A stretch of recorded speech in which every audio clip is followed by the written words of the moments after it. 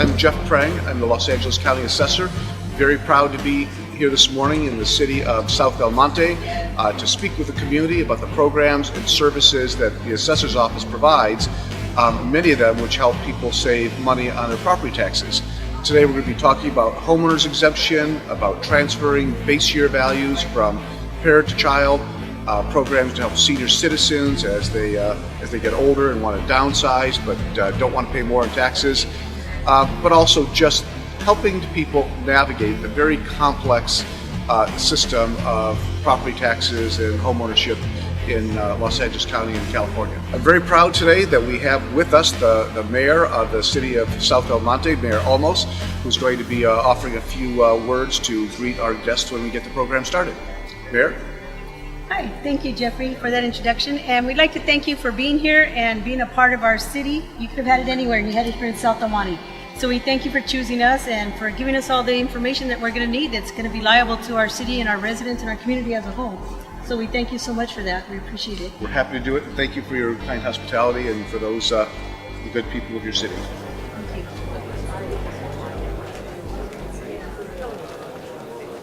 Good morning, everyone. We can do a little better than that. Good morning. Good morning. Great. Welcome to the Assessor Resource Seminar.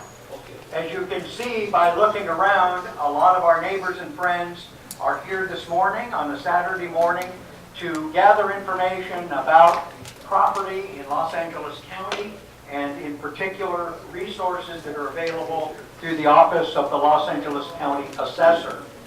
To get us started in the proper way, it would be appropriate to recognize the mayor of the city of South El Monte, who will give us a warm welcome and lead us in the Pledge of Allegiance. So please welcome the mayor of the city of South Del Monte, Gloria Olmos.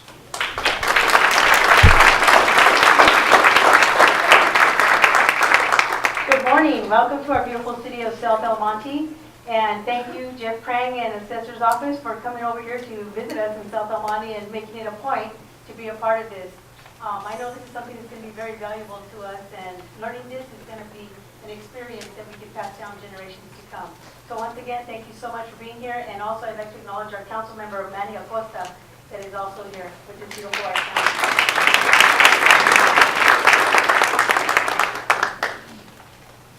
So with that, I'll go back. Will you please stand for the Pledge of Allegiance? Put your right hand over your heart. Ready? Begin.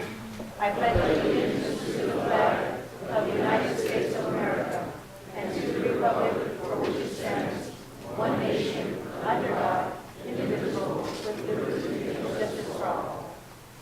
Thank you. Thank you, Mayor. Always nice to be welcomed by the mayor of the city where we gather this morning.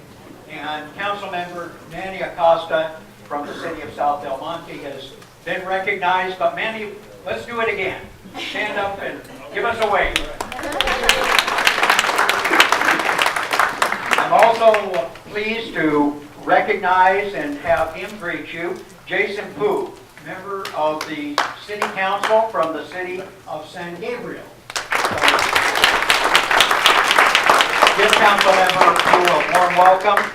And then our area is represented by Hilda Solis on the County Board of Supervisors, and Hilda Solis' field deputy, Jimmy Tang, is here. Jimmy.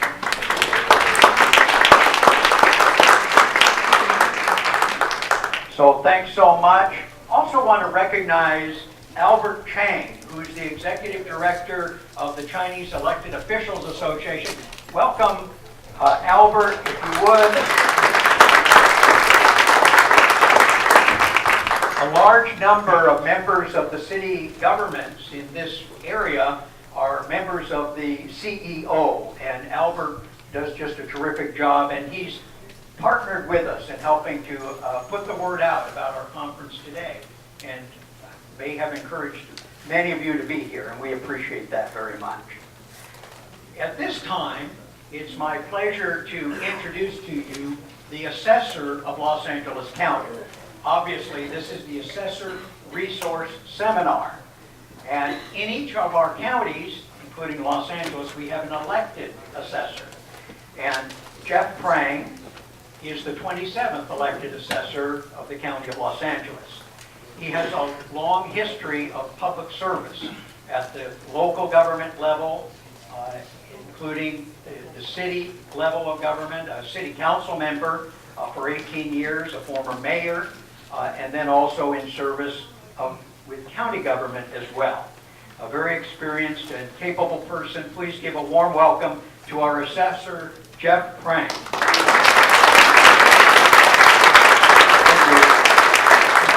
Thank you, Roy. Good morning, everybody. Thank you so much for coming. It's a pleasure to welcome you to our very first Assessor's Resource Seminar. Now, I realize that there's a lot more exciting ways to begin a Saturday morning than listening to a speech from the county property tax assessor, but I can't imagine what that would be. And I do want to acknowledge and thank my staff for putting this together. It's a lot of work went into preparing this program for you today. I particularly want to thank them for not having it at 8 o'clock in the morning on my day off. I also want to acknowledge the Ramada Inn for generously hosting us today, as well as the Chinese American Elected Officials Organization and Albert Chang for partnering with us to get the word out. Today's gathering is the first in a series of seminars that my office is going to be hosting in different communities throughout Los Angeles County as a part of our efforts to bring information and services about services and tax savings programs for residents and property owners. More specifically, you're going to hear from some of my colleagues regarding property tax exemptions, for example, the homeowner's exemption, the disabled veterans exemption that can help you save money on your tax bill, something called the parent-child exclusion, which helps you, the children inherit your property without a tax increase, the senior citizen replacement dwelling benefit, commercial assessments, and new construction. Might even have somebody here who can talk about what's becoming a common problem dealing with trusts and how you give your trust to move property in and out of trust without being assessed. We've allotted plenty of time for your questions. There are resource tables where you get additional information out in the courtyard here with a lot of the experts from my office. Throughout the year, we attend my representatives attend quite a number of community meetings and present useful information, but those gatherings tend to be somewhat limited. The subject matter is also sometimes narrowly focused. The purpose of today's seminar is to attract a greater number of you and provide more information about a number of subjects that we're responsible for. And before I turn over the mic to our MC who will get the program started, I want to highlight just a few figures from our 2017 annual report, which may be of interest to those of you who own property. Copies of it are being distributed in the lobby. As you know, our primary responsibility at the Assessor's Office is to identify and appraise real estate and business property. This work serves as the foundation for the property tax system, which generates about $14 billion in property taxes, which are used for vital local services such as police, fire, roads, healthcare, parks, libraries, etc. One thing I always like to emphasize, though, I am not the tax collector. Everybody tells me this, and I just mailed you a check. If you're going to mail me a check, it should be payable to the Jeffrey Prang for re-election fund. If you mail me your property taxes, you're mailing it to the wrong person. There's another guy who has a very intuitive title. He's called the tax collector. He's a different person. He has a different name. His name is Joe Kelly, and his name is on the bill, not mine. He's the tax collector. We do the valuations. He does the collections. But we're going to talk to you a little bit. We'll explain to you a little bit about the different departments that are responsible. So, also in our annual report for 2017, our analysis shows that an average valuation increase of 6%, 6.04% for property across LA County. A total valuation of $1.47 trillion is what LA County is worth today. This is a record, both a record and the 7th consecutive year of property growth in the county. In El Monte, in the area in particular, assessed property values rose a bit faster than the county average. They were at 6.1%. Temple City values rose by almost 7%. South El Monte was just a little bit under the county average at 5.5%. Monterey Park, well, it's not Monterey Park, they were 4.8%. and Roseby at 4%. Now bear in mind that these are changes in assessed values and do not necessarily reflect market conditions, although market values do play a role in the evaluation of property for tax purposes. So again, I thank you for your interest in joining us this morning. I hope that the information we're providing will be useful to you. We spent a lot of time trying to think of the things that are most educational and useful to the average person, and we will lay those out today. Feel free to ask questions at any time, and once again, we appreciate your time and attention this morning.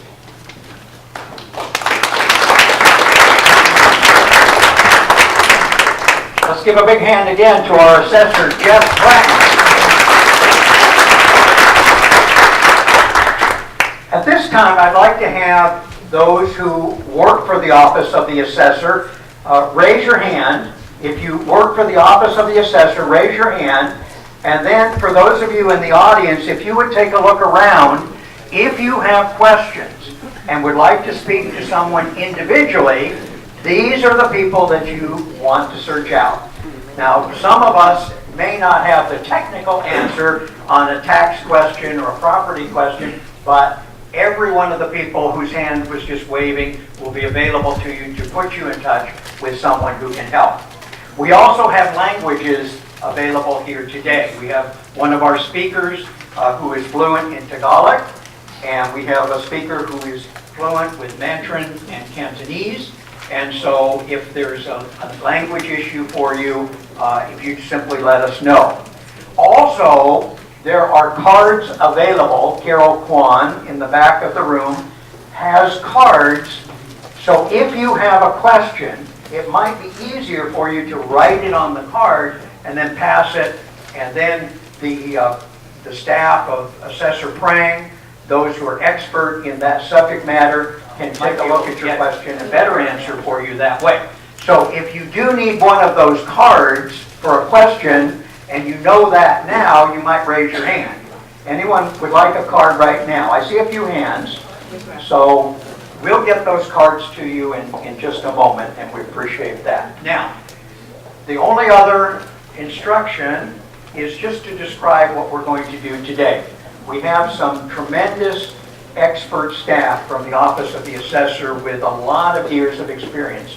And as Assessor Prang described, we're going to take several topics, and these speakers will present some information that will be most useful to you, and then they'll be available at the conclusion of their remarks, and we'll get some of your specific questions. And so we've tried to array those questions and topics that will be most useful to you as property owners and property tax payers in Los Angeles County.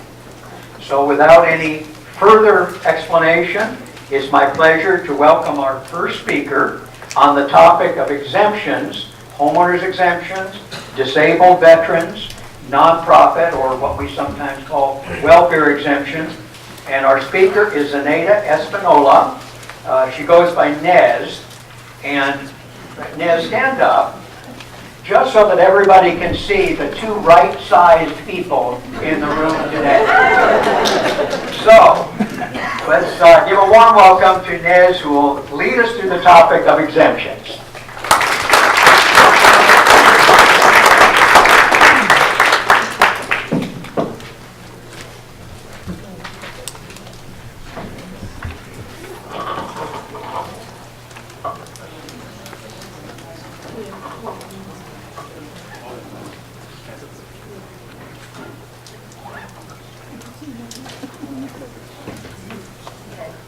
Good morning, everyone. Like Roy said, my name is Zenaida Espanola, and I'm the principal appraiser of the major exemption section of the LA County Assessor's Office. As you all know, in California, all property is taxable unless the law provides otherwise. A property includes items such as land, buildings, and business personal property. There are a variety of full and partial property tax exemptions in the state, for which individuals as well as nonprofit organizations may qualify for. Most property tax exemptions are administered solely by our office, Others are jointly administered by the Board of Equalization and the assessor. One must file an application to receive an exemption. Our office is located at the Hall of Administration, 500 West Temple Street, and my section is on Route 227 in downtown LA. We are open Mondays through Fridays from 7:30 a.m. to 5 p.m. except on holidays. You can reach us by phone, via email, or you can drop by the office. Our public service phone number is 213-974-3481, and our website is www.assessor.lacounty.gov. The first exemption I'm going to touch base on is the homeowner exemption. This is the exemptions that's available to individual under principal place of residence. It provides for up to a maximum of $7,000 of your assessed value when you compute it through tax-wise $70, around $70. It is available to an eligible owner of a dwelling under principal place of residence on January 1st. It may also apply to a supplemental assessment resulting from a change in ownership or completion of new construction on or after January 1st, provided the owner occupied the property as their principal place of residence within 90 days after the event date. Property has not been receiving any other property tax exemption of greater value. Oh, you can't hear? Oh, sorry. Sorry. And the prior owner did not claim the exemption for that year. Can you hear me now? And this is a copy of the homeowner's property tax exemption claim form. Okay. The claim filing dates are January 1st to February 15th of each year. However, if February 15th falls on a weekend or holiday, then the next business day becomes the new due date. Claims postmarked after the due date up to December 10th are granted 80% of the exempt amount. No exemption is granted for claims filed after December 10th. Another exemption available to individuals is the veteran's exemption. It provides for an exemption at $4,000 of the assessed value, available to a single veteran with assets of less than $5,000, a married veteran with assets of less than $10,000, an unmarried surviving spouse of an eligible veteran or a pension parent of a deceased veteran with less than $5,000 in assets. And this is a copy of the veteran's exemption claim form. Another exemption available to veterans is the disabled veterans exemption. For the disabled veterans exemption, there are two levels a veteran may qualify for. We have the basic exemption. Once granted, exemption remains in effect without annual filing until terminated. The low-income household does require annual filing. Both are subject to a maximum exemption amount. In addition, both of these exemptions do not apply to direct levies or special taxes. This is the application form for disabled veterans exemption. For each assessment year, both the exemption amount and the income limit are compounded annually by an inflation factor based upon the California Consumer Price Index. And this is the schedule for each year. And as you can see, we have the income limit for the low-income disabled debt and the basic and low-income exemption maximum amounts. Again, the claim filing dates are January 1st to February 15th, extended to the next business day, if February 15th is a weekend or a holiday. Claims postmarked after the due date up to December 10 are granted 90% of the exempt amount. Claims postmarked after December 10 are granted 80% of the exempt amount. Exemptions is granted to disabled veterans with 100% disability rating or are fully unemployable due to an injury incurred in military service. And it is available to veteran or veteran's spouse occupying the property as his or her principal place of residence.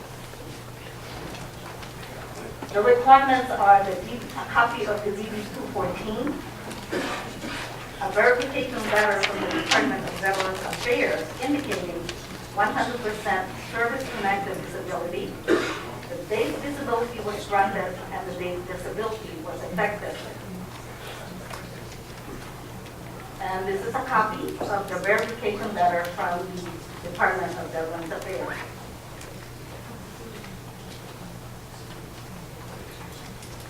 The other exemptions that you might be eligible for is what we call major exemptions or institutional exemptions. And the three major property tax exemptions under that is the church, religious, and welfare exemption. Again, filing dates are January 1st to February 15th. And if February 15th falls on a weekend or holiday, it's extended to the next business day. Claims postmarked after the due date are assessed a late filing fee of 10 to 15% of the assessed value, depending on when the claim is filed, not to exceed $250 per organization for year of filing. For church exemption, the property must be used for religious worship. Portions of the property used for church parking is also exempted, and other qualifying uses are church, office, Bible study rooms, and meeting rooms. This type of exemption requires annual filing. And this is the church exemption claim form. Next, we have the religious exemption. This exemption is the only one with automatic renewal once it's granted. For the religious exemption, it also must be for religious worship. Other exempt uses are church parking, church office, Bible study room, and also non-religious school. And this is a copy of the religious exemption's first filing claim form. Once a claimant has been granted a religious exemption, they don't have to file another claim. Instead, we call a change in eligibility or termination notice. This is to verify that the property is still being used for its exempt purpose. Last but not the least major type of exemption is the welfare exemption. This is what we call the catch-all. The welfare exemption allows for the broadest exemption of property. Property can be owned by the qualifying organization, or it can be leased or rented from another organization that also qualifies for the welfare exemption. This exemption is jointly administered by the assessor and the State Board of Equalization. The board determines whether the organization itself is eligible for the exemption, while the assessor determines whether an organization-specific property qualifies for exemption based on the property's use. In order to receive the welfare exemption, the organization must first have an organizational clearance certificate from the Board of Equalization. And depending on the use of the specific property, the assessor may grant, partially grant, or deny the claim, even though the organization holds a valid organizational clearance certificate. In order to qualify for the welfare exemption, the organization must be organized for charitable, religious, hospital, or scientific purposes. The organization must be exempt from federal income taxes under the Internal Revenue Code Section 501c3, or exempt from the California Franchise Tax Board under Revenue and Taxation Code 23701D. And most importantly, the property must be used exclusively for qualified exempt activity. This is the welfare exemptions first filing form and the annual welfare exemptions claim form. Some of the entities that fall within the charitable aspect of the welfare exemptions are low-income housing, hospitals, elderly or handicapped housing, property in its natural state, schools of less than collegiate grade.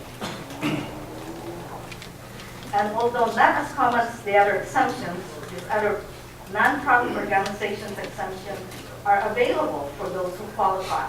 Well, the public library or museum, works of art, industries and lessees, public school, colleges, cemetery, historical aircraft, and veteran organizations.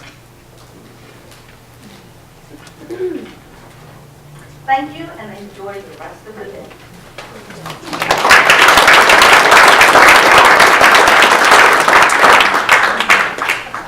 Now, Nez thinks she's finished, but she's not, because questions are welcome. So if you have questions on the exemptions that were just identified, or another question regarding the exemptions, if you could either pass your card, or I'm happy to have the microphone delivered to you.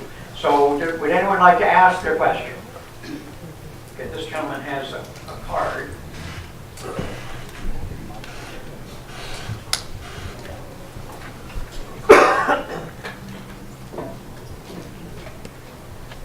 The question is, you don't mind if I read it, if I take the homeowner exemption now for my current residence and move to a new primary residence purchased later this year, is the new home eligible for the homeowner's exemption? Okay. What would happen is we will take off the homeowner's exemption from the one that you're leaving and we'll transfer it to the new one. And that's the part with the homeowners, does it work about every year or just one time? Just one time. Once you grant it, it's automatic, unless there's changes. Okay. She wanted to know if she needs to file every year. No, the answer is no. Once you've been granted the homeowner's exemption, it's automatic. However, if there are changes, like if you recorded a deed or you move out, then you will have to refile. So that homeowner's exemption, there is not a limit to it. You can move, you can closes on one, opens on another, you move in, as long as it's your principal residence. Correct, yes. As long as there's only one at a time. But you can have to do it multiple. Yes. So her question was, can you take the homeowner's exemption multiple times, but you would have to cancel one homeowner's exemption and then reapply on the next property? Correct. Another question? We'll bring the microphone to you so that everyone can hear. Thank you. I'm covered by Proposition 13. Do I qualify for this exemption? As long as it is your primary place of residence, yes.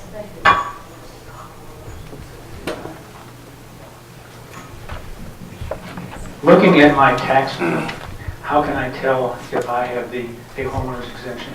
Okay, where it says total taxable value, there should be something that says HOX and says 7,000 on it. If you don't have that, that means you don't have the homeowner's exemption. Can you repeat that? HOX.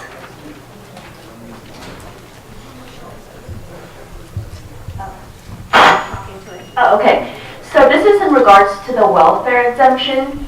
So among the church, religious, and welfare exemption, is this the only exemption that requires the organizational clearance certificate from the BOE? Correct, welfare exemption, yes. Okay, and so, but the church and religious doesn't require that? No. Okay. Okay, great, thank you.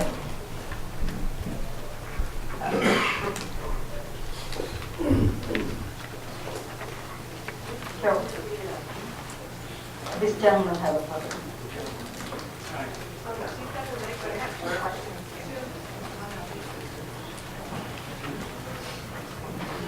Okay, the question is, if a homeowner just purchased a vacant property on January 25th and the previous owner had already moved out, previous year, can the new owner apply for the exemption? Okay, if the old owner had already applied and was granted a homeowner's exemption on that property, no, you can't. You have to wait until the next year. Because the homeowner's exemption is deducted out of the total taxable value, so you are benefiting from that homeowner's exemption that's already in there. But what if they weren't living in that house January 1st? Because they had already bought it like the year before. Okay. Did the new owner file an exemption or no? Yes, you can. Oh, they can. Okay, wait, I have another question. Homeowner's exemption is 7,000 of assessed value, so it would increase our property tax by 1.2% to 7,000, which is only $70. Yes, it's about $70. So in the interest of time, we have one more question with the gentleman there, and if you have additional questions, Nels will be at the resource table after the seminar ends. Thank you. Yeah, just basically, can you have the homeowner's exemption and the military exemption, or another exemption, or you can only have one? No, you can only have one. And if you are a disabled veteran, you're better off with the disabled veteran, because that's about 100-something thousand, almost 200,000. Okay, thank you. I will be outside if you have more questions.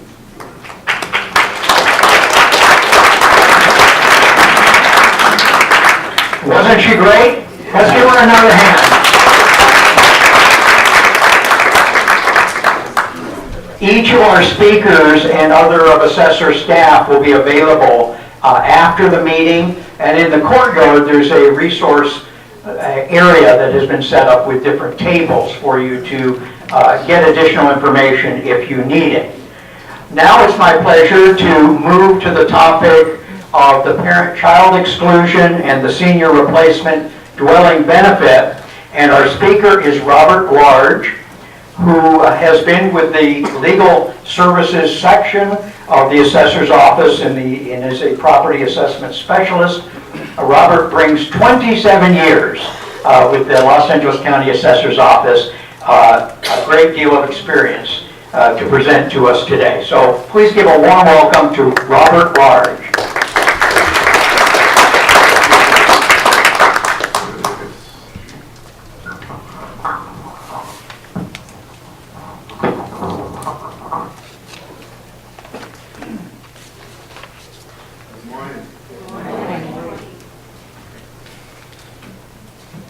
I'm here to give you information on three. Okay.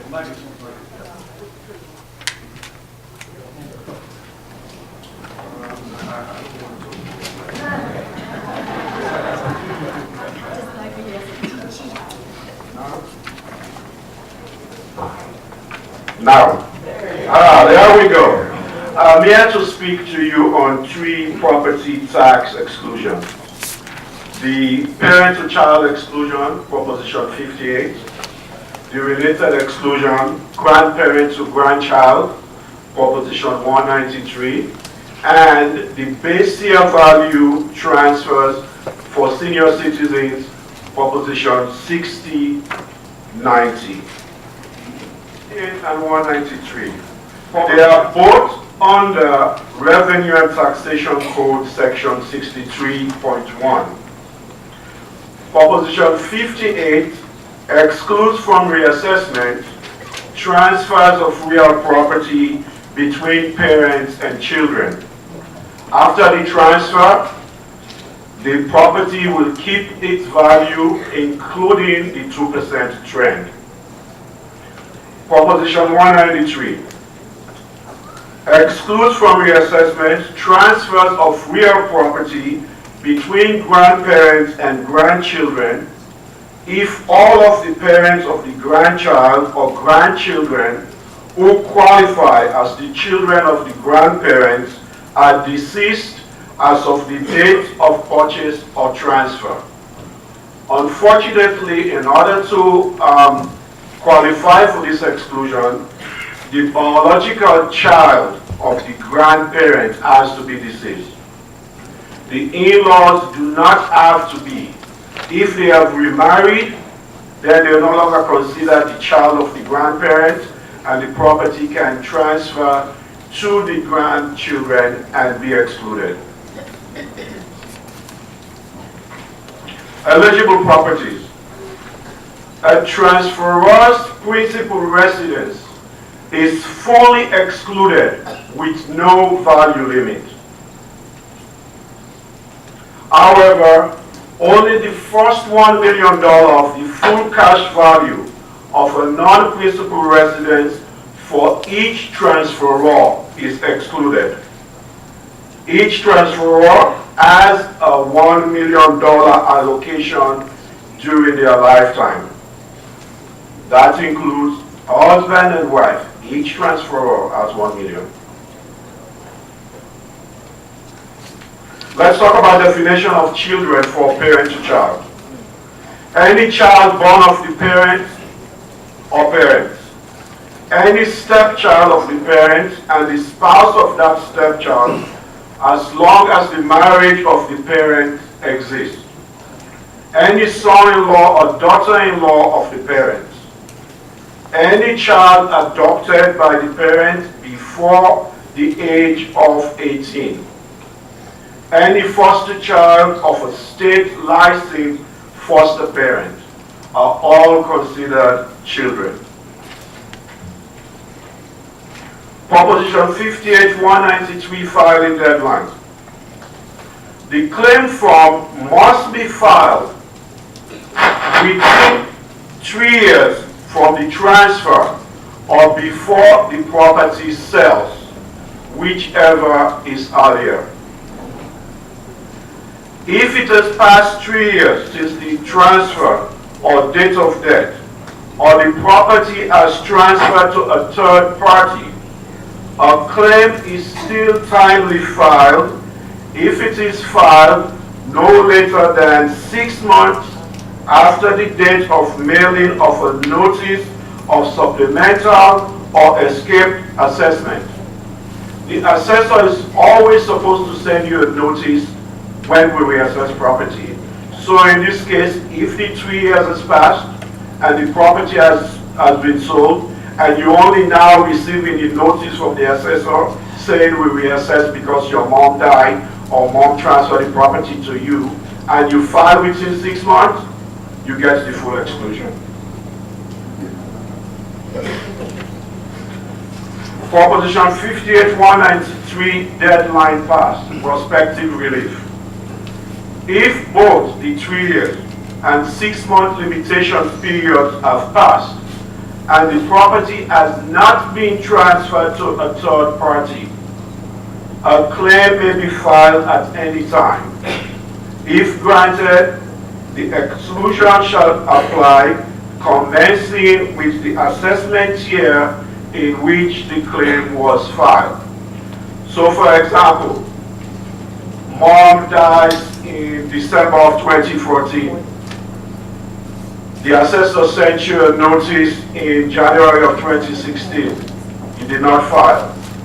You did not file by December of 2017.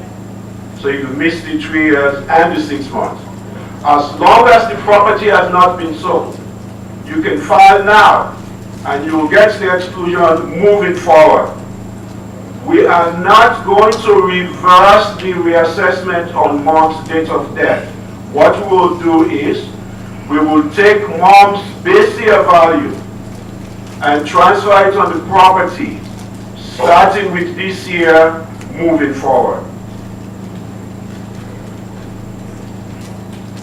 Legal entities are excluded from Proposition 58-193 relief.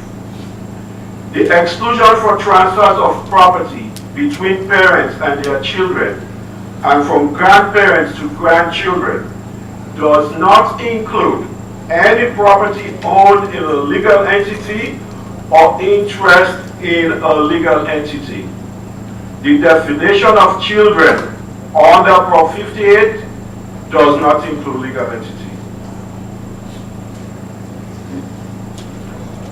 Let's move on to Proposition 6090, senior replacement.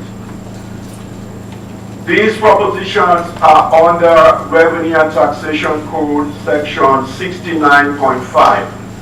There is a distinction between Proposition 60 and 90. Proposition 60 allows transfer of base year values within the same county. Proposition 90 allows transfers from one county to another county in California, and it's at the discretion of each county to accept it or not. Proposition 6090 states that if a person or that person's spouse are age 55 or older, they may sell their original property and buy or construct a new residence of equal or lesser value than their existing residence and transfer the trended base year value to the new property if certain requirements are met. Eligibility requirements of original property. The original property must be sold. You cannot say, I'm going to gift that property to my child and get a parent-to-child exclusion. No, it has to be sold. And as of the date of transfer of the original property, the claimant or the claimant's spouse must be at least 55 years of age. The original property must be the claimant's principal residence, and it must be eligible for the homeowner's exemption or the disabled veteran's exemption at the time it was sold. Eligibility requirements of the replacement property. The sale of the original property and purchase of the replacement property must be within 2 years of each other. You may buy first if you choose, but it has to be within 2 years. The replacement property must be of equal or lesser value as compared to the original property. The comparison is based on fair market value as determined under the law by the assessor. It typically is the sale and purchase price, but not always.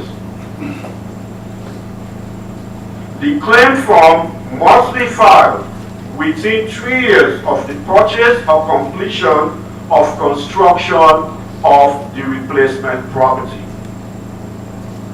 And one more thing on this is that Prop 6090 also has prospective relief.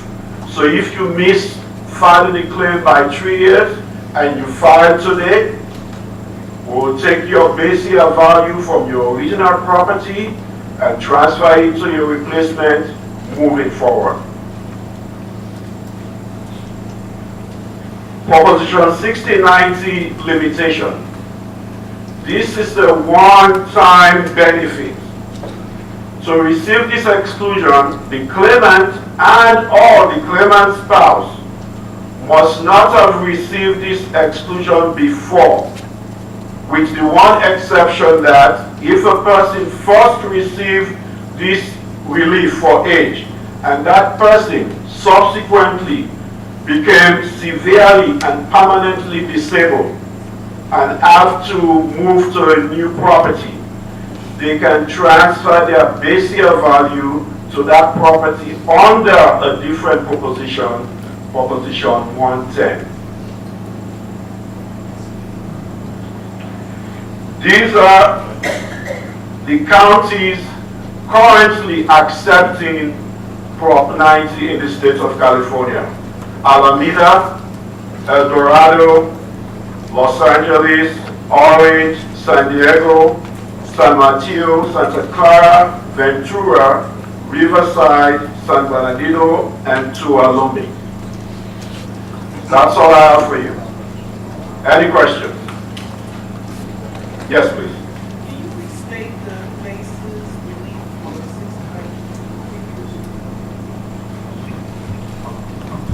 Okay.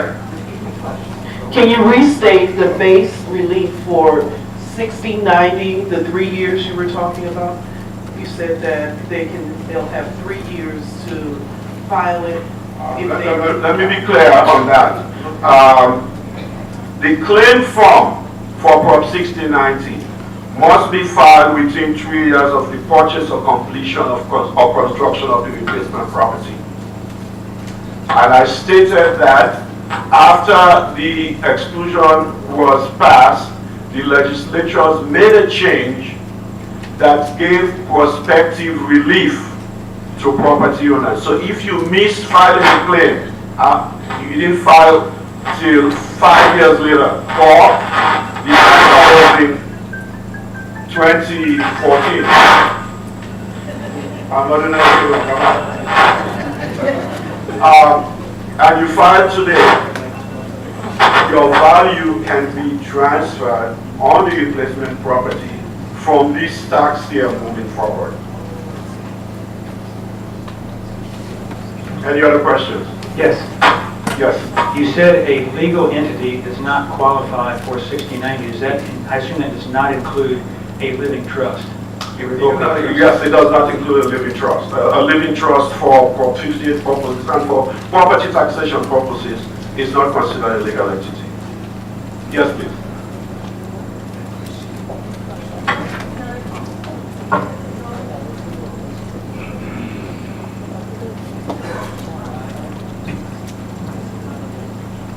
If you purchase another primary resident home, but you keep the home that was previously your primary residence, but you didn't use it, because I know this is a one-time thing, do they reassess the value of your previous residence to a higher rate, because now you have another primary residence that you're carrying that?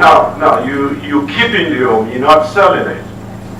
So no, it will not be reassessed. The only loss that you will suffer is you will not get the homeowner's exemption on that previous home, because it's no longer your principal residence. You're welcome. Yes? I filed the Proposition 58. How to verify if your office received? I'll give you my business card and you call me and we'll talk. You already filed, you said, right? Yeah. I'll give you my business card. I have a question about that Proposition 60. Let's say that you sold your property assessed value is like, I'm just making that like maybe 800,000, right? Assessed total value. And then but the market value, let's say, is 1 million. Then you decide you want to sell to buy a less house, like a less value house, let's say it's $600,000. Because the $600,000, the assessed value is a lot less than your base original house. So that means that doesn't qualify for Proposition 60, right? Because Well, there's no reason. if I'm understanding your question, it sounds to me as if you're saying the replacement property value is lower than A lot your lower. original. Yeah, So it may be best that you don't file for the exclusion, right? because there's no reason to do that, right? Exactly. The only reason you do that is that if you purchase a property, like let's say 900,000, and then the assessed value is a lot higher than your base value, then that's the time you file Proposition 6090, right? You have to view your circumstances. If you believe that the base year value on your original is going to be beneficial for you or the replacement, that's when you want to do it. Otherwise, There's no reason to do it. exactly. Okay, great.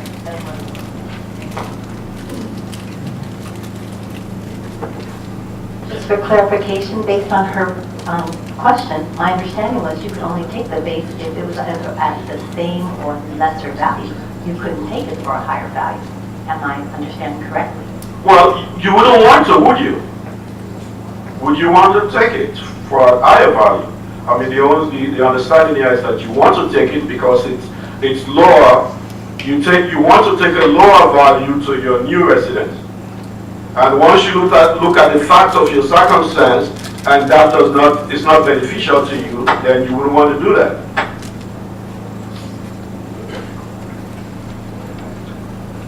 If there are no more questions, I'll be available. You have a question?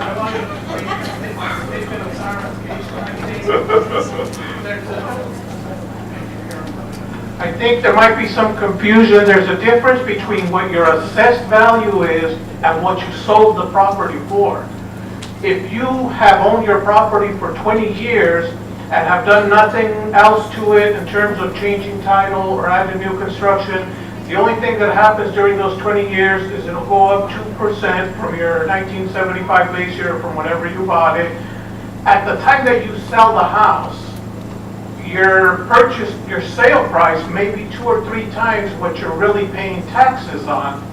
And that's, I think, the component that the proposition is looking at is even though you sold your house for $600,000 and you bought a new house for $400,000, what you're looking at is what taxes was I paying at the time that I sold the house, and that's what you should consider in determining whether you wanted to apply for that or not.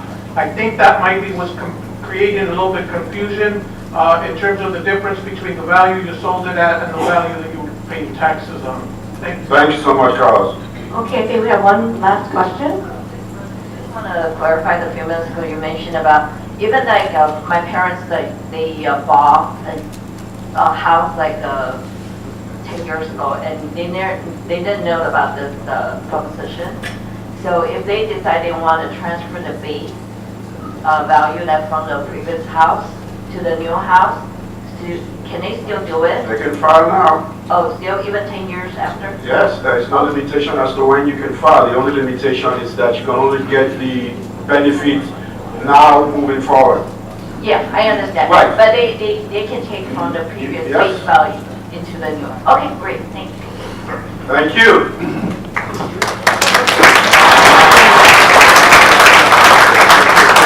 Let's give Robert Large another hand.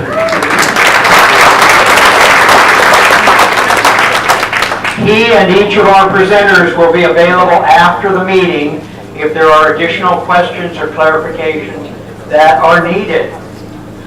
Now let's move to commercial assessment.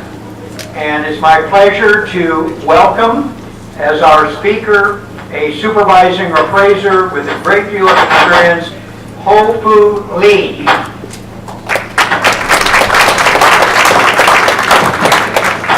So good morning to you. Do I still have everybody in the room? Okay. Nobody want to chime in? Okay. So I'm going to talk about commercial assessment. First of all,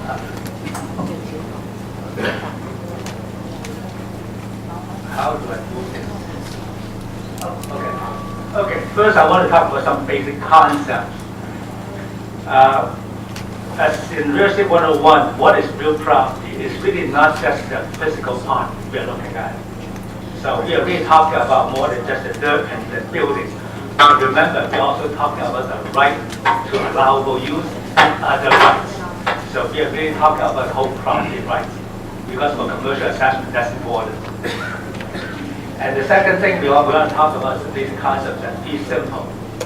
The fee simple means that we are looking at the sum of the value held by both the landlord and the tenant. Because again, a lot of time in commercial assessment, in commercial property, the tenant has been there for a long time, so they may be paying below market rent, so they may have already held some of the value of the property. But we assess the whole two parts, both the sum of the landlord and the tenant. And it's because of the fair market value, so it has to be an open market transaction, okay, with knowledgeable buyer and seller. So nobody say, no, everybody have all the information about the market. They are paying what they think is worth. And also no duress. That means that nobody is under the gun to sell. There's no bankruptcy proceeding. It's not like somebody have to buy or somebody have to sell. So that's what it means by no duress. And also highest best use. Again, that's the highest possible value with legally allowable use. Okay. So if you have a piece of property, you let it sit there or you use it as a parking lot. But just like some of the downtown property, it can be built high rises, but somebody decided to leave there as a parking lot. We don't assess it as a parking lot. It will be assessed as the full highest and best use, which is to build a high rise. Okay. And actually, there's one more thing too about not just the allowable use, also the intensity of the use, which we'll talk about later on. So that's the basic concept. There's three approaches to value, as you all know. The most common approach is the market approach, which means we use market data. We look at what happened in the market, what's been sold and what before. This approach is usually used for the more smaller or the medium-sized property. Okay? So you try to find comparable sales as comparable use. You don't want to compare a hotel to an apartment. Okay? So you want to compare oranges to oranges. And then when I say farm, that's okay, floor area ratio. We also look at, like for a piece of vacant land in downtown, we want to know what is the allowable buildable space. Okay, not just how many square foot land there, but we also want to actually know how much is being allowed to build. Okay? And then the term for it is called floor area ratio. And obviously, we want to find comparable that's comparable in size, right? Comparable in age, and comparable in location, which is probably the most important thing in real estate location. Obviously, there's no perfect match, okay, especially in commercial real estate, because it's not like something that's very comparable. But for commercial property, we hardly find comparable that's the perfect match. So what we do, we try to make adjustment. We try to adjust to account for the difference in size, account for the difference in age, and account for the difference in. I should have. Okay. Anyway.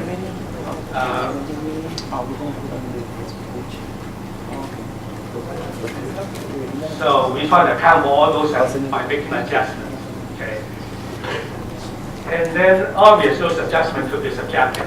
That's what we call appraisal judgment. And then when we try to find comparable sales, we try to find comparable sales that's within 90 days from after the day of sales. Okay? But before the day of sales, there's no limit. Okay? Usually we try to not use something more than a year old. As you know, the longer it is, the more variable, adjustment we have to make. So we try to limit our search from 1 year before the sale or 90 days after the sale. So that's the 90-day rule. And just like residential real estate, we use MLS also from time to time for residential income property. Okay? And then we also use something called CoStar, which is our data source from time to time for commercial properties. Okay? So the market approach is the most commonly used, but then not necessary for commercial property. The most commonly used approach for commercial property is probably the income approach. We try to look at the income of the property. When we talk about income, we talk about the net income. So we'll look at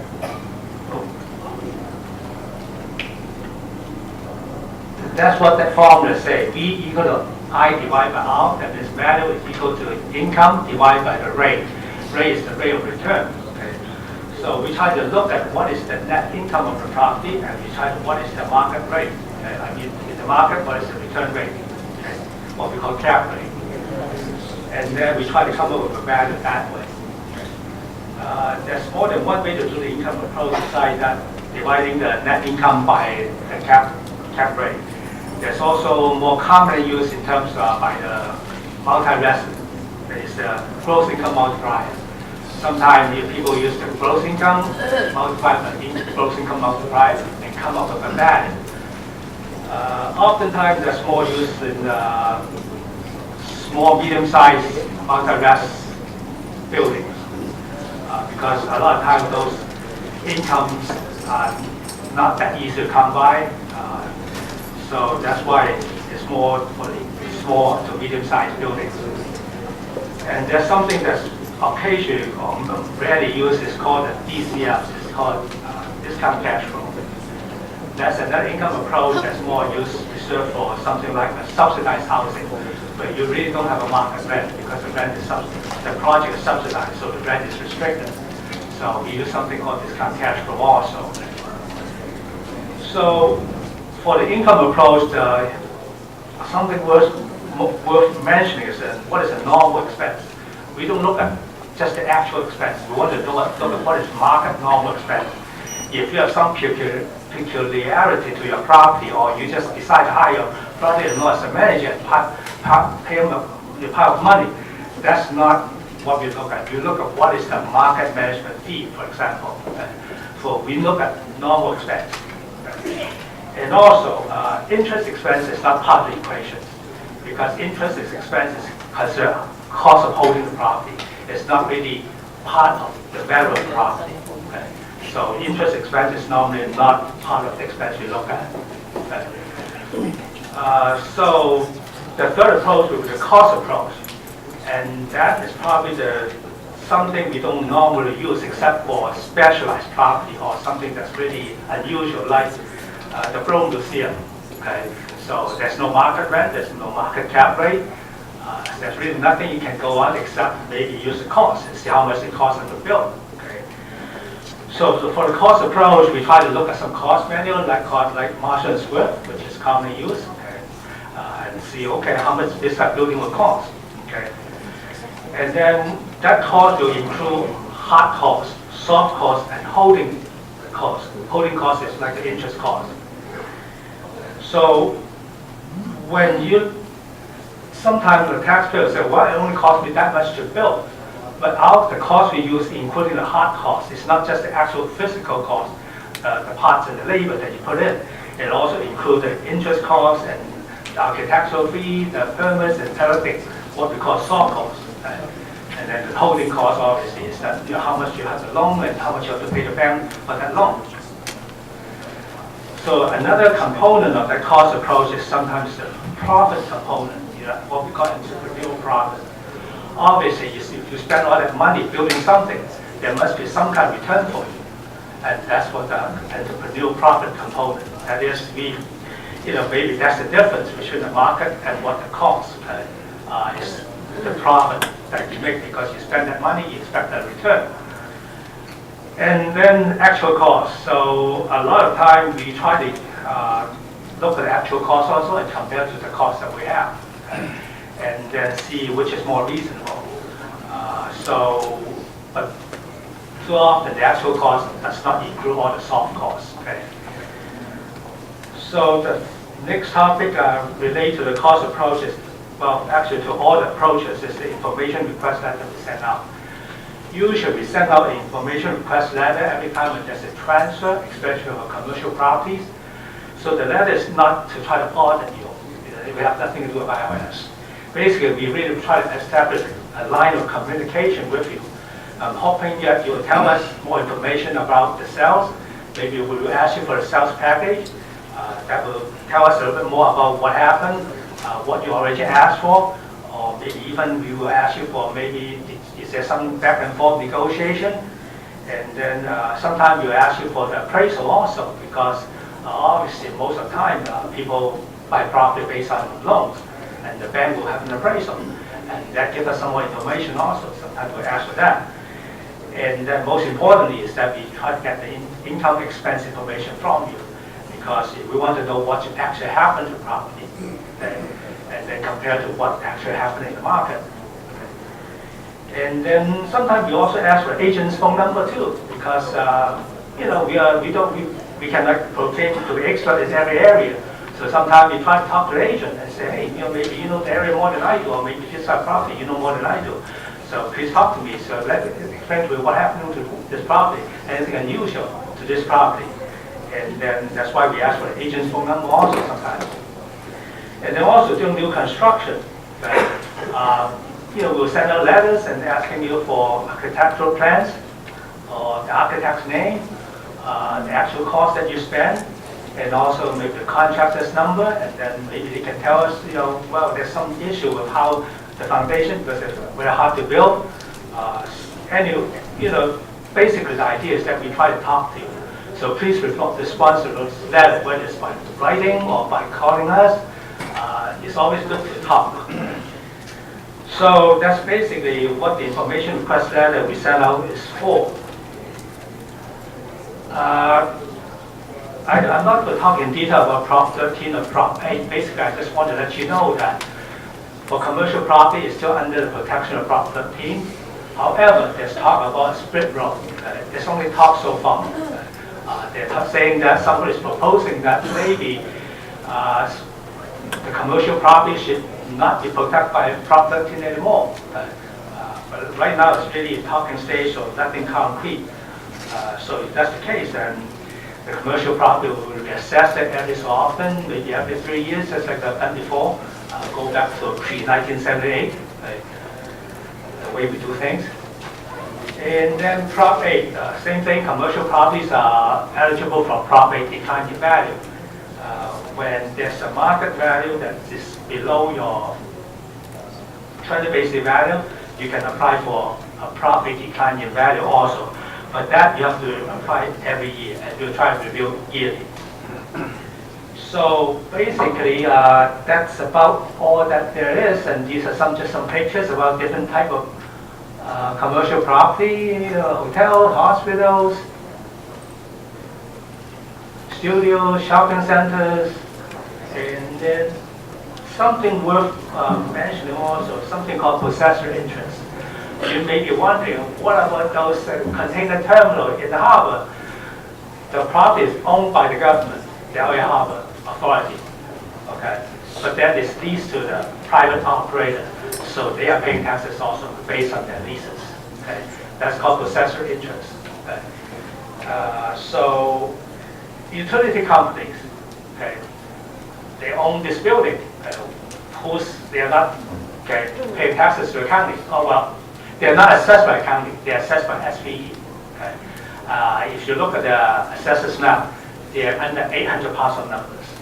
If it's 800 parcel, that means it's assessed by the SPE. Okay? Is that 15 minutes? I want me to sing more to... Okay. Okay. Any question then?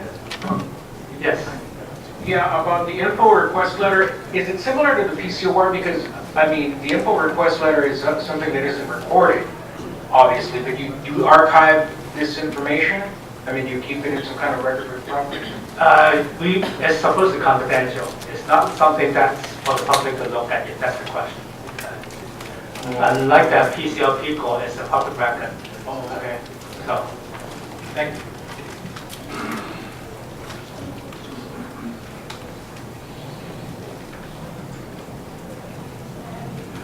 If there's an information request that is incorrect and you find out later, is there any remedy to make any correction if it led to a misassessment of the taxes?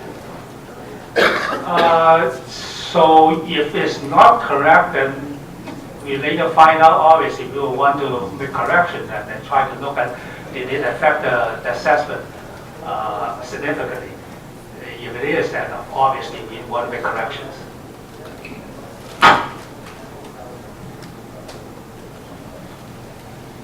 Yes. Scenario, 30-unit apartment building. The scenario would be a 30-unit apartment building that has laundry facilities that generate $8,000 a year in income. The property owner decides to upgrade the facilities, the laundry facilities, and install all new systems.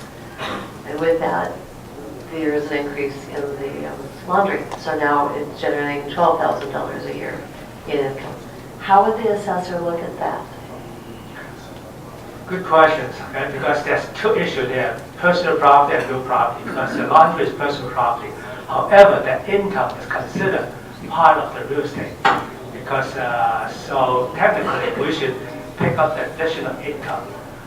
But in reality, because we don't know about it a lot of times, so that's a question.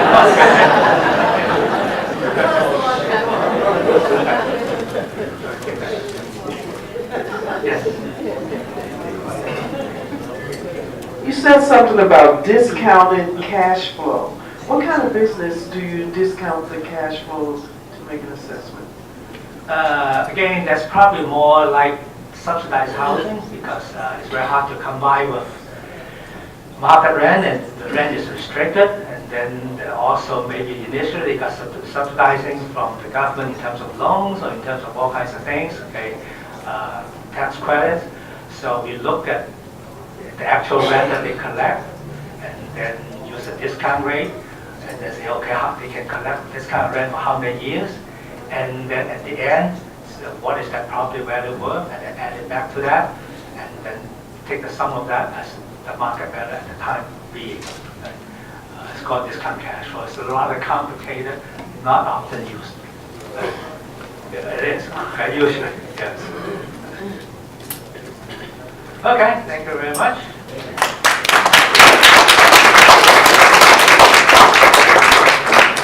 Whole Food League, what a great job. Thank you so much. And he'll be available after our session here if you have some additional questions. Our final topic of the day is new construction assessment, and our presenter is Paul Olvera. Now, Paul brings a great many years of experience in the Office of the Assessor to the topic of new construction assessment. And so give a warm welcome to Paul Olvera.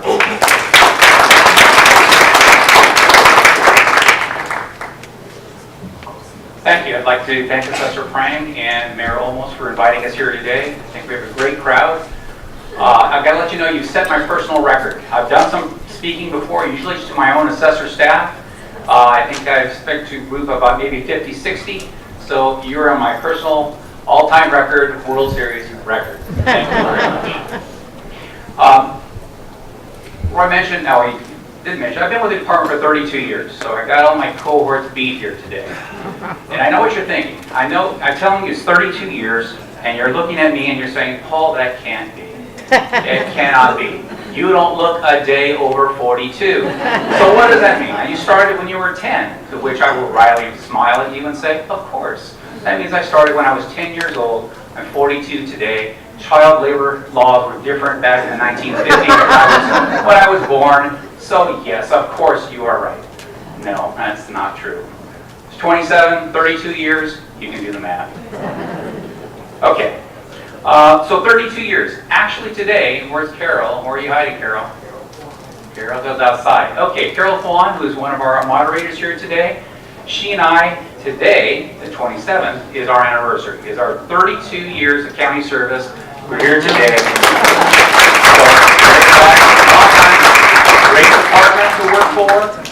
Most county employees, you kind of look and says, oh, we'll stick for a little while and see how it goes. And before you know it, 5 years has passed, 10 years has passed, you get another week of vacation. Things are going good. We're still here, 32 years. Okay. I've been asked to talk about new construction, but before I can get into the weeds of new construction, what's applicable, what's not, we have to start somewhere, and that somewhere is Proposition 13. So I'm going to give you a little background on Prop 13.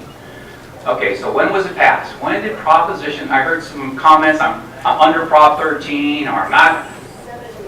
I heard some correct answers. All right, the answer was passed by the voters in June of 1978. It was a huge, revolutionary piece of tax legislation for the state of California. What was different? Why was it revolutionary? What happened before Prop 13? And the answer is, the assessor, us, came through and every property in the state was reappraised every 4 years. So every 4 years, by clockwork, your property, it didn't matter if it sold or it didn't sell, have construction or no new construction, we came through to reassess the property. You think that has an impact on taxes? You betcha. You betcha.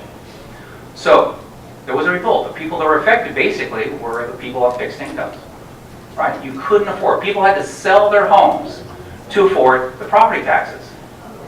That wasn't right. So the revolution began. Paul Gann and Howard Jarvis sponsored the bill that is now known as Proposition 13. What does Proposition 13 do? What does it do for me as a property owner in California?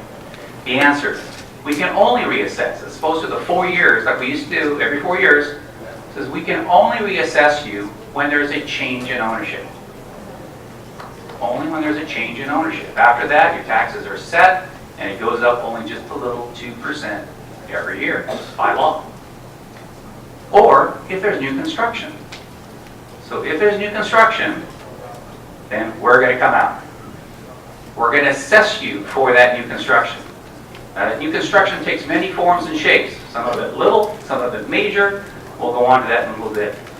So it created something to say, assessor, reassess them when there is new construction. So it changed the way we did business for the LA County Assessor. There is a good little pamphlet out there, and it wasn't provided to you, but outside there's a little yellow pamphlet, and it's called Guide to Property Tax and Assessments, yellow in color.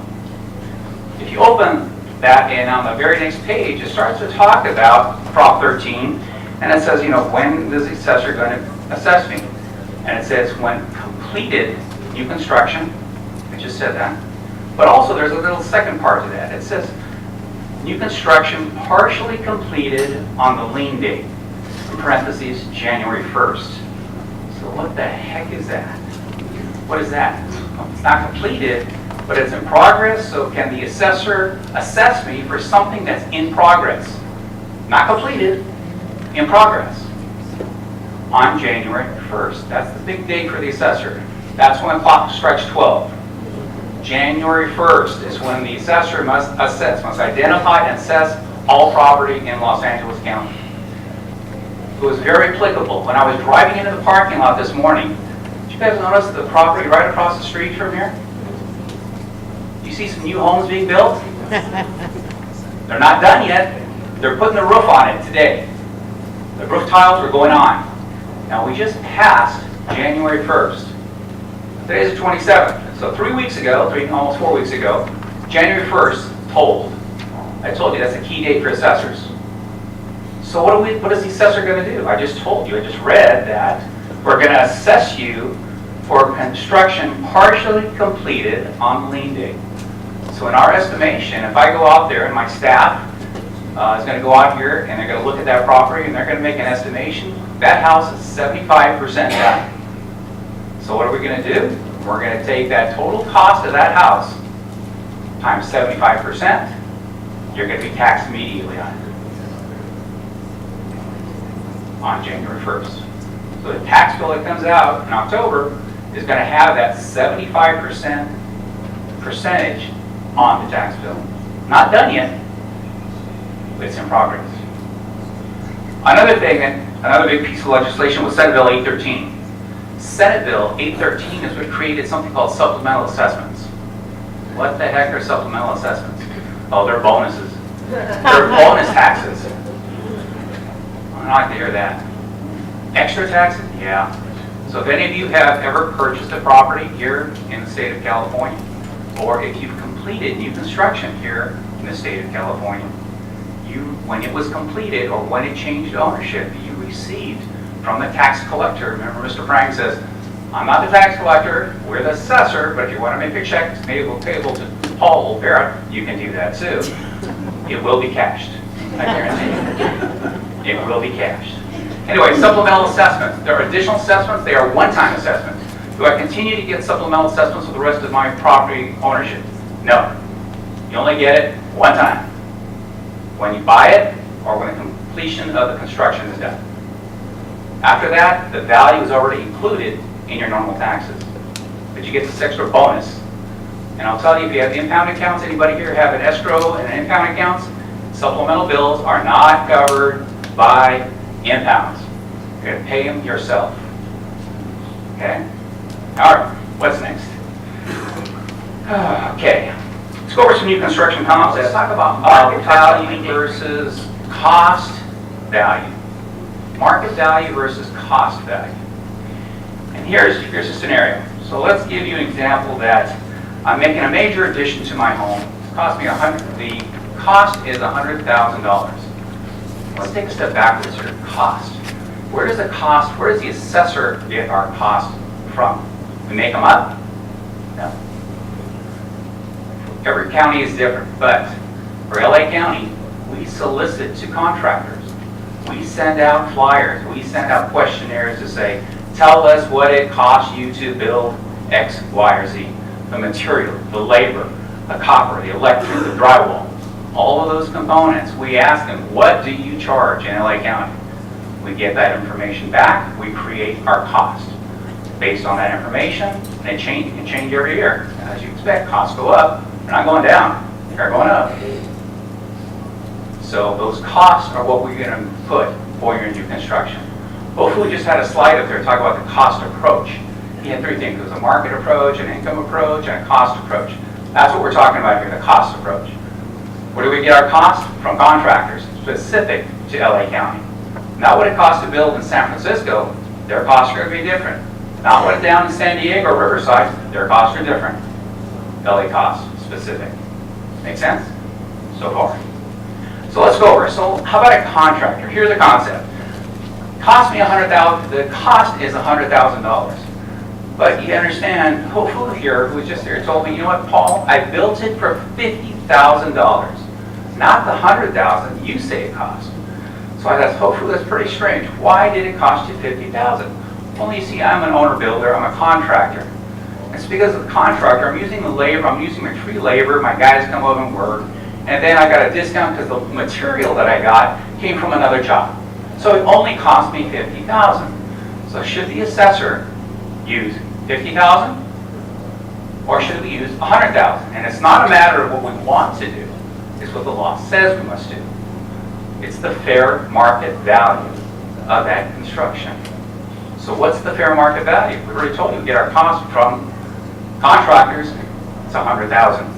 So you're going to get a tax bill, a supplemental tax bill, for $100,000 from the assessor, not $50,000. Then we're going to get you on the phone. And you're going to come into our counter and says, Paul, this is ridiculous. I only paid $50. You have to assess me at $50. Nay, nay. Nay, nay. Oh no, $100,000 it is, folks. $100,000. So there's a concept difference between cost versus market value. When market value is $100, your cost was only $50, we're rolling with $100. Okay. Everybody has, I believe everybody has the annual roll, the nice, beautiful press release that came out here. I want you to open the book, and I want you to turn to page 11. This is where I'm going next with my new construction topic. If you don't have a book, I think we'd be glad to get you some. There's some extras all over the place. Mommy, can you maybe come with a stack out here if anybody doesn't have one? And we'll gladly give you one. Beautiful presentation. Page 11.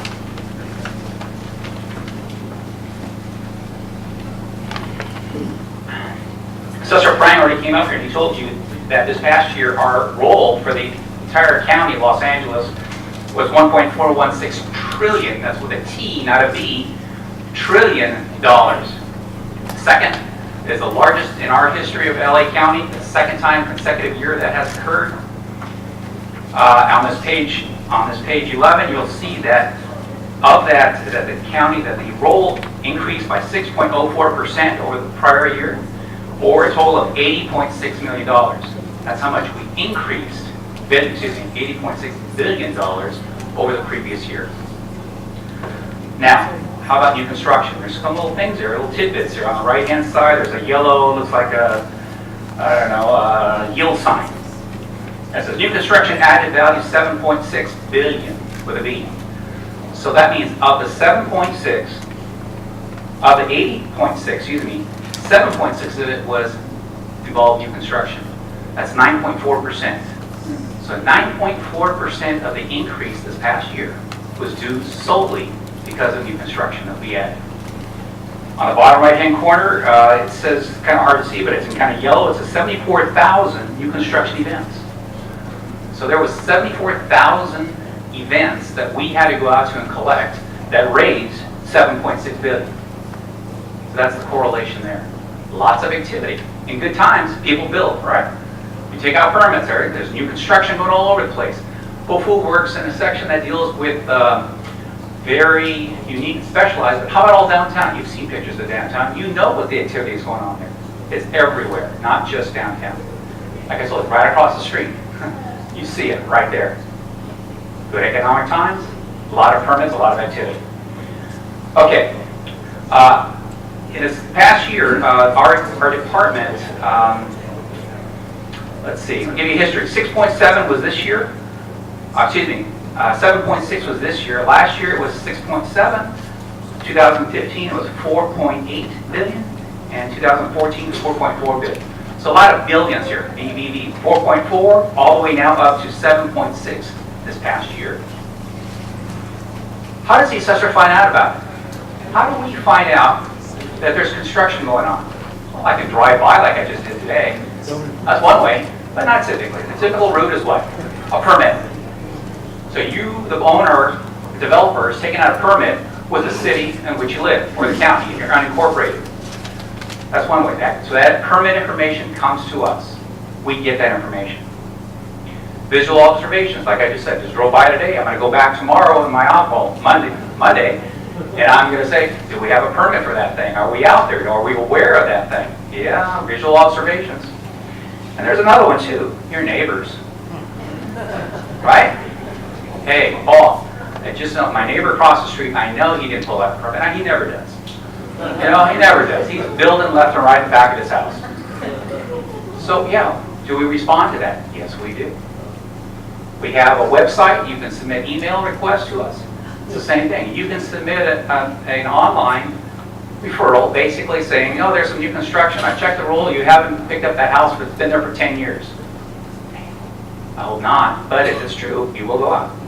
And we will assess.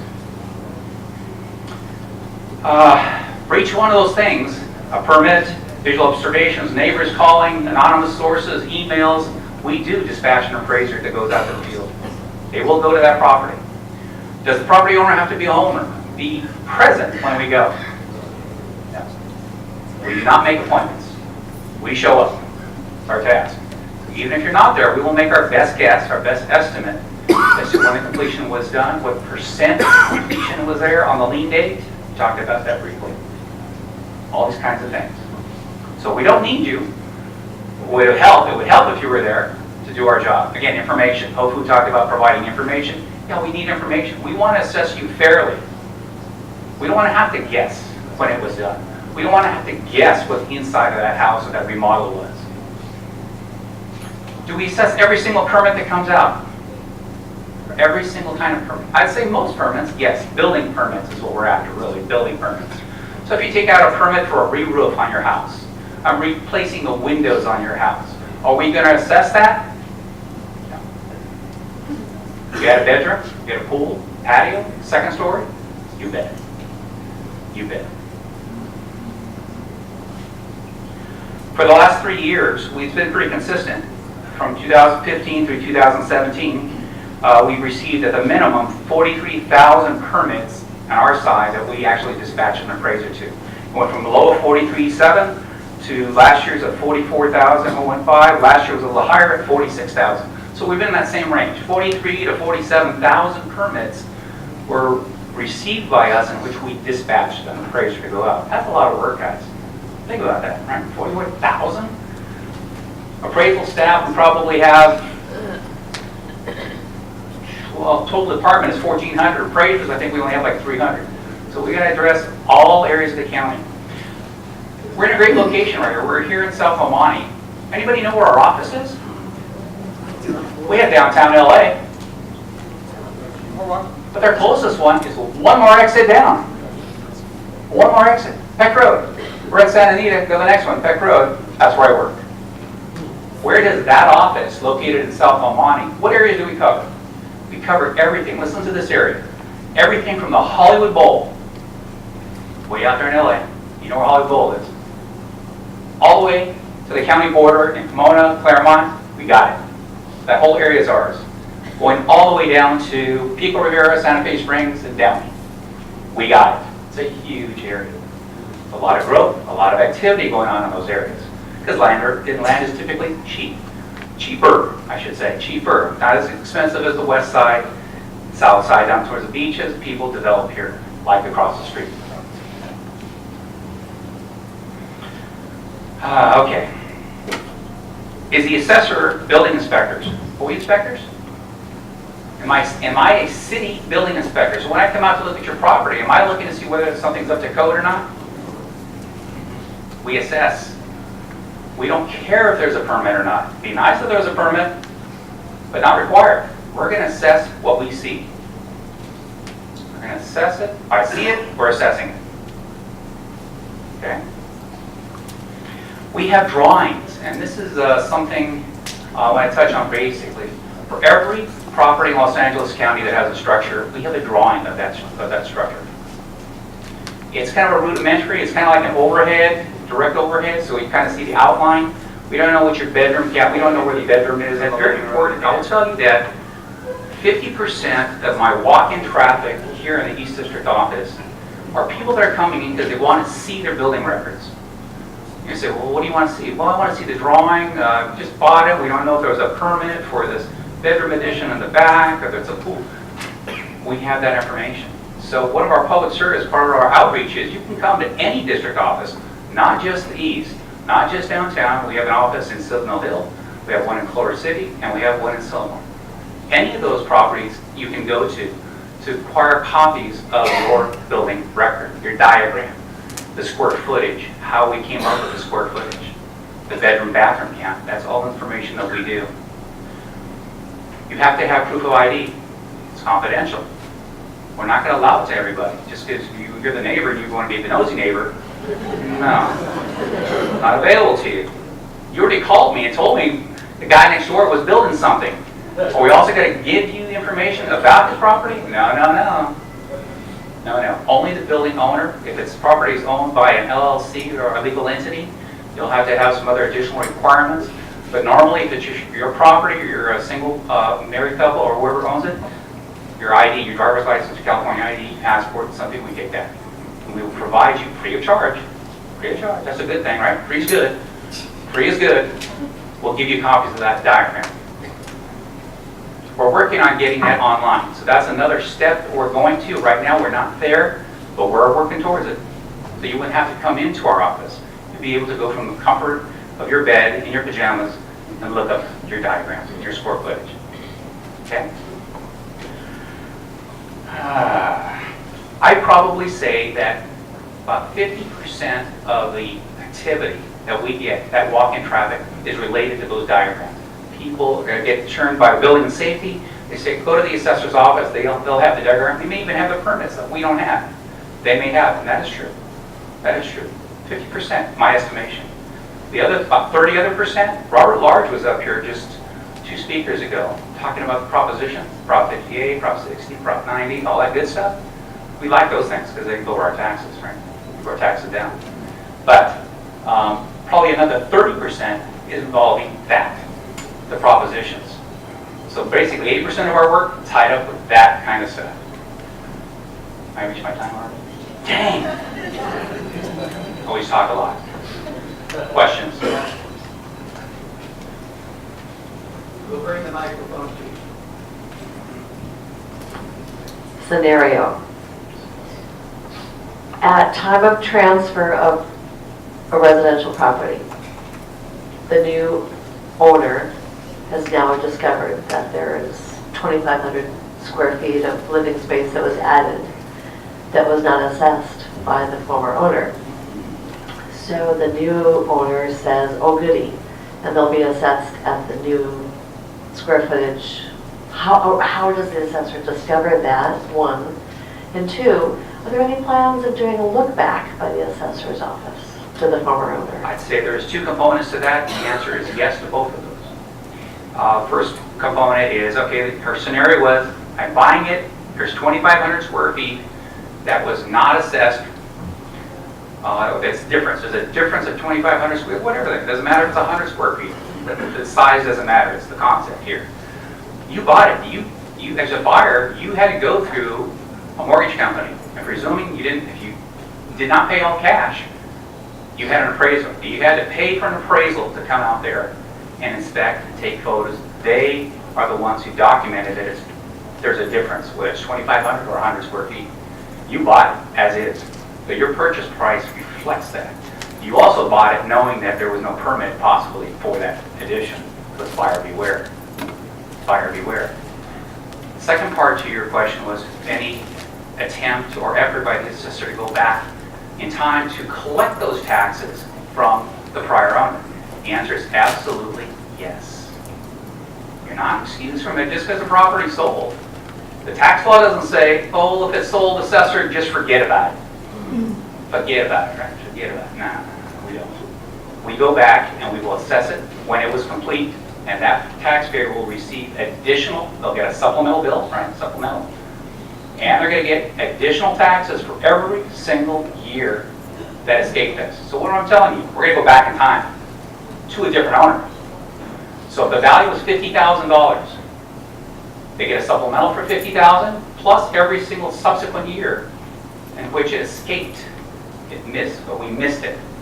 Whether or not they have a permit or no permit, we don't care. Remember, we're not inspectors.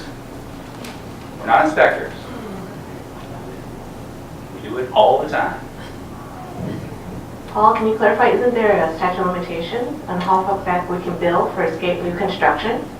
Actually, statute of limitations, I didn't talk about that. Nobody talked about it in the presentations earlier. Yes, there is a statute of limitations, and typically if you took out a permit, it's a 4-year statute. So depending on how far back that scenario was, let's say it went back 10 years, there was a permit taken out, it just fell through the cracks. We didn't get it, we didn't do it, whatever the case might be.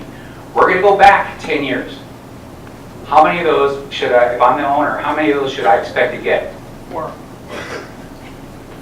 years. You get 4 years out of that. Because you did your due diligence. You took out the permit with the legal authority, the city or the county. That information didn't get to us, that's not your problem. But you are going to get 4 years of those back taxes. Question, how long after you purchase a new property will you receive the supplemental tax bill? Can't give you an answer. And the answer, it varies. It depends. How long does it take us? How long? We get the permits from the cities, the local jurisdictions. They're supposed to give it to us on a month-to-month basis, usually 1 month. How often by the time we have to massage it, the different departments that have to get to it by the time it gets to me, my staff, it's not going to get to us for at least 3 or 4 months after that. Then by the time we come out, that's another delay. Could it be a year? Yeah. It could be. Doesn't mean we're going to let you go, it just means there's a question right there. Well, I received a card earlier. It was a question on an addition. If you convert a granny apartment to a single-family property, is that correct? If you do an addition to an apartment, will it be reassessed? If you convert an apartment to a single family, so question, if you convert an apartment building into a single family,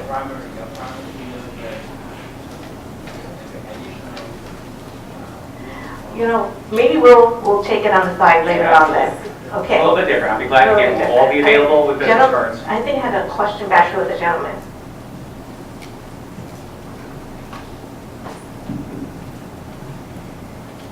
If the property profile information is incorrect from what the actual physical characteristics of the homes, how can you go about to fix that or correct that? And that's one question. The other question is, if you don't agree with the assessor's assessment of the value, how can you challenge that, or how do you go about that?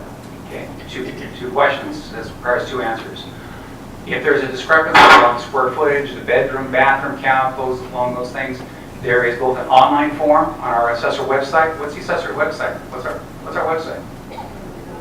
Assessor.lacounty.gov. It's there on the press release as well. But there is a form there. That's one methodology. You can also walk into any of our locations. That same form is available at our public counters too. You fill it out. that necessitates, just like I covered, how do we find out about things, right? 3 things where we find out about permits and construction. That's one of those things. So we would dispatch an appraiser out to go verify what the difference is. The second part was disagree with the value. So we assessed at $100,000. Remember I told you the owner-builder says, I'm a contractor, I paid $50.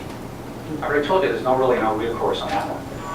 It's going to stand at 100. But let's say it's not. Let's say I have a contractor and he bid that same thing at $80,000 instead of the $100,000 that we assessed. Would we take a look at that? Yes. First thing we're going to do is we're going to ask you to provide us with that contract, the completed signed contract, not the draft. At that point in time, our appraisers will take a look to see is it reasonable? Did it include everything that we normally would include? And if the answer is yes, then we reduce that from 100 down to 80. What if we don't disagree? Then there's another recourse. It's called assessment appeals. We didn't talk about assessment appeals here today because it's not real. We are affected, but we don't control assessment appeals. There is a brochure for that as well too, contesting values. But it is with the third parties and independent parties, both through the Board of Supervisors, where you would have to file an appeal. If we said no, we're going to stick at 100, and you're adamant it's 80 or it's 50 or whatever the number. The assessment appeals process is that other avenue for where there's disagreements, and that's where it will be resolved.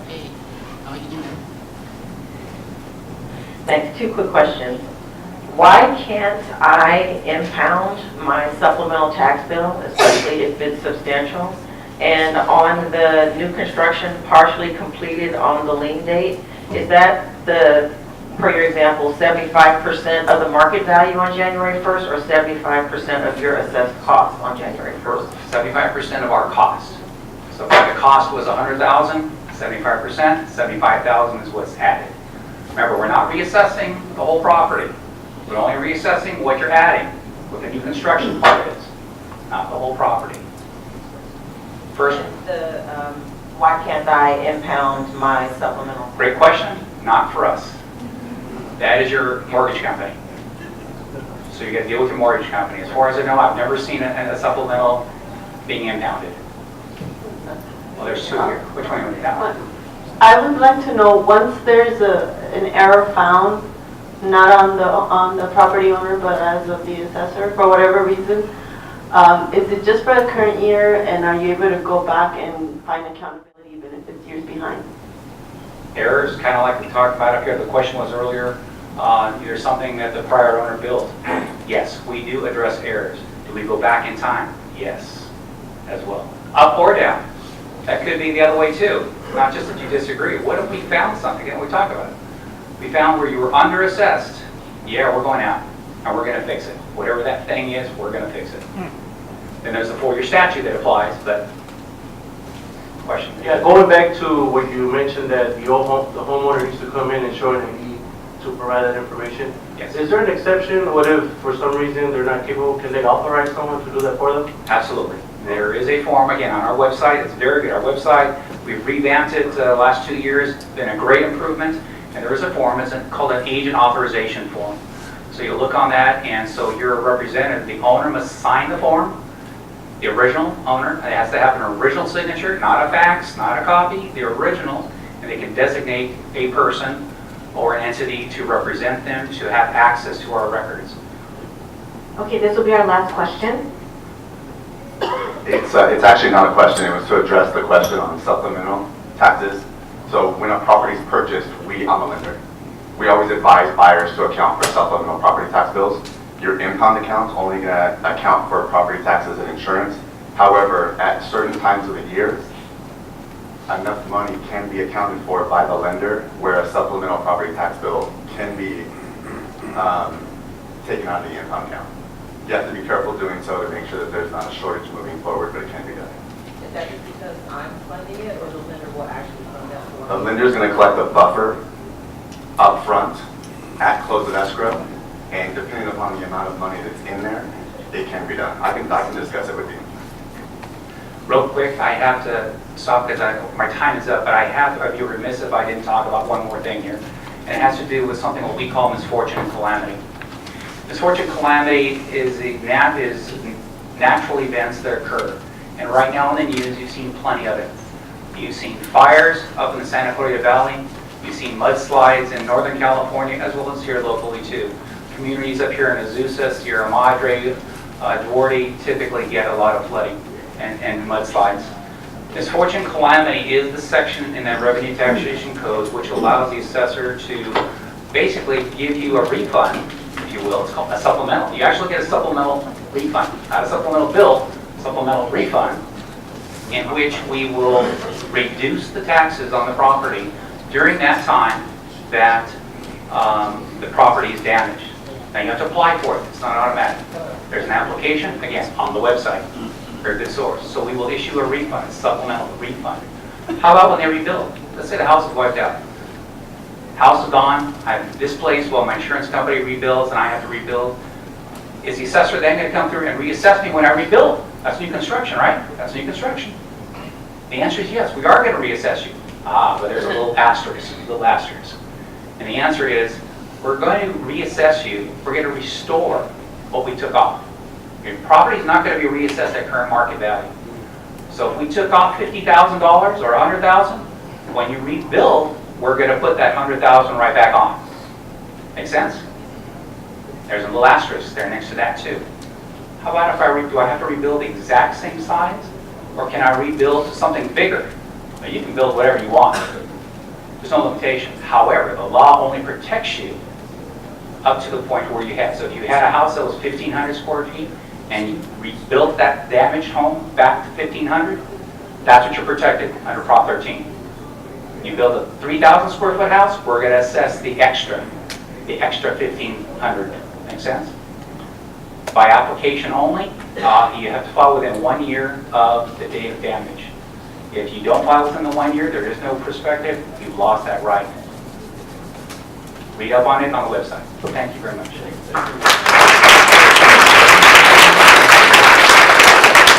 Paul Alvera, thank you so much for your presentation. And could I have Paul and Carol stand up? Carol Kwan and Paul Alvera on this very day are celebrating their 32 years with the Los Angeles County Office of the Assessor. Two incredible, great people. Thank you so much. Some of you have asked about video of the presentation today, and thanks to El Monte Now, you can see video of the questions and answers and some of the conversation. It's EMSEM, which is El Monte, South El Monte, EMSEM on Facebook, and so that will be available to you. And so, at this point, it's my pleasure to introduce our assessor, Jeff Prang.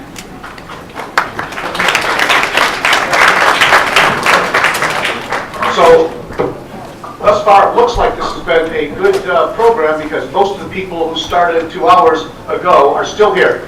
So, we must be doing something right. Was this useful? Was it helpful? We hope that you will let us know if there's things that you need to know that we didn't cover or would like to know. We'll incorporate those into future seminars. I did want to make one more note of clarification that Paul was talking about. I get this question a lot when I speak to the community. People will ask about what they see in assessor records and what they see in your city's building and safety records. As Paul said, we are not inspectors. We do not opine whether a room addition or improvement was done legally or not. We simply assess what we see. You're required to pay, if it's there, you're required to pay taxes on it. So if there's a difference, let's say you have the assessor has records that say there's a four unit apartment, but the city says it's a duplex. The city's records are the legal records. Those are the ones that they will use to take action against you. You can't argue, well, I bought it, the assessor's records say this. The city's records are the legal ones. So the assessor's records can be instructive, but they're not the ones you should rely on. So we're working very hard to try to keep people educated about what we do. And this seminar is one of them. So there's a couple of things that we do I encourage you to participate in. One, you can sign up to receive our newsletters. You can either sign up on the sheets out in the lobby. You can go on our website, and there'll be something on there that says send me information. We won't send you a lot of information, and we won't send you a bunch of fluff about me ripping and grinning and shaking somebody's hand. We're trying to send you things that will help you be better educated, better able to use the programs and services that we provide. We focus a lot of attention on trying to focus on those issues that are most important to members of the public. If you are in the real estate business, we have a site on our website, right in the middle, you can see it, Real Estate Professionals Toolkit. Our goal is to provide information to the real estate professional community so that they are better educated on programs that we are responsible for, but also we put information on there that you are welcome to use and share in your own marketing with your own clients. Things that come up all the time that we're trying to assist with deals with trusts. People know that you can put your property into a trust, you can take it out, it shouldn't be reassessable. If you don't do it right, it will be reassessed. It can be very complicated and costly and time-consuming. So we want to make certain that everybody understands how to do those. In the meantime, I do want to thank Roy and his team. I want to thank Paul and Carol and all the other speakers from my office who spent a lot of time preparing this information for you. We appreciate you sharing a few minutes of your day with us. Please let all of us know how we can be of service to you. As we said a number of times throughout the conference, we still have people here to answer questions right up here in the courtyard. We have our resource and information tables, and we can answer your specific questions. Take as much time as you may need to answer. Next time we'll also give you a little bit of update on things that we're actually doing in the office to make it work well for you and for the taxpayers of LA County. So with that, we're done. Thank you very much. We really appreciate your being here and for your time.